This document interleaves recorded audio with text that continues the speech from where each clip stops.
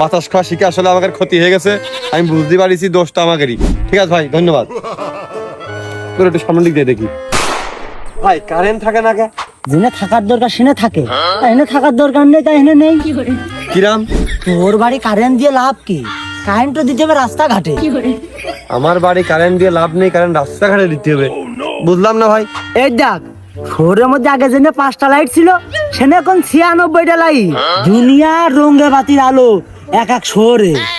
তাও ঠিক, এখন শহরে অবশ্য প্রচুর পরিমাণ আলোকসজ্জা, দুনিয়ার রং বেরঙের লাইট শহরের প্রত্যেকটা বিভিন্ন ভবনের সামনে, বিল্ডিং এর সামনে, মোড়ে মোড়ে দেখা যায়। ঠিক ভাই।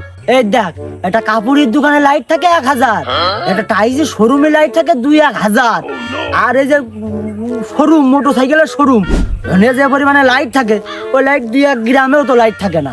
তাও ঠিক করেছেন ভাই, একটা কাপড়ের শোরুমে লাইট থাকে 1000-এর উপরেই, চারিপাশে লাইট চকচক করে। একটা শোরুমে যে পরিমাণ লাইট থাকে, একটা গ্রামে তো লাইট থাকে না। কারণ একটা গ্রামে কয়টা বাড়ি থাকে? 100 বাড়ি, 200-300 লাইট।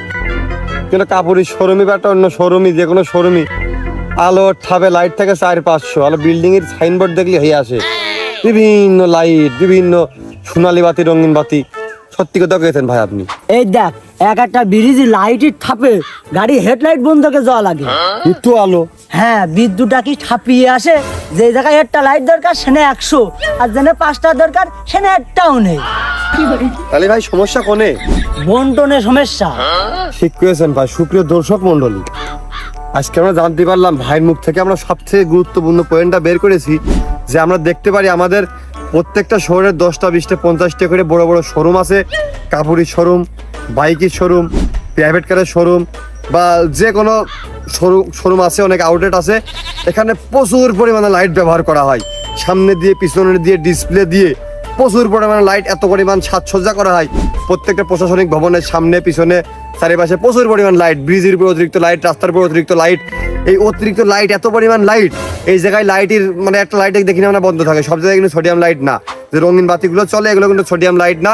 2 সাইডে সোডিয়াম লাইট দেওয়া হয়েছে শহরের ভিতরে ভিতরে। তো এত লাইট চলে, একটা অফ হয় না। গ্রামে আমার বাড়ি 2 কেন বাল্ব, তাও সেই এনার্জি সেভিং বাল্ব লাগানো। 2 কেন বাল্ব আমার ঘরে, সেই বাল্ব ছাড়া গেলে কারেন্ট থাকে না। তো আসলে এই ভাই একটা গুরুত্বপূর্ণ কথাই বলেছে যে বন্টনের সমস্যা। জেনে দিচ্ছে সেখানে দিয়ে যাচ্ছে, জেনে 1 কান দরকার সেখানে 100 দিচ্ছে, আর জেনে 5টা হালি হয়ে যায় সেখানে একটাও জুটতেছে না। আসলে বন্টন সমস্যার কারণে আমার মনে হয় যে বিদ্যুতের এই ঘাটতি। কারণ বিদ্যুৎটা জমা রাখা যায় না, যা তৈরি হবে তা সাপ্লাই করে দিতে হবে। তা সাপ্লাইটা যদি তোমরা সবাই নিজেদের এক সেটার মধ্যে দাও, তা আমরা লোকজন, আমরা কি দেশের মানুষ না? আমরা আমাকে দ্বারা তোমাদের কোনো উপকার হয় না? আমরা চাষাবাদ করি, সেটা তোমরা খাও না নাকি? আমাকে সেই ইনকাম করলে আমাকে ট্যাক্স দিই না নাকি? আমরা কি দেশের নাগরিকের কোন খাতারটা আমরা বাদ আছি যে আমাকে যত অসুবিধা এই গ্রামগঞ্জে দূরের মানুষের হবে? এমনই বেশি কইস নিয়ে, বেশি করলে তো সমস্যা। আর এই দেশে যা ইচ্ছা তাই কোয়া যাবে না।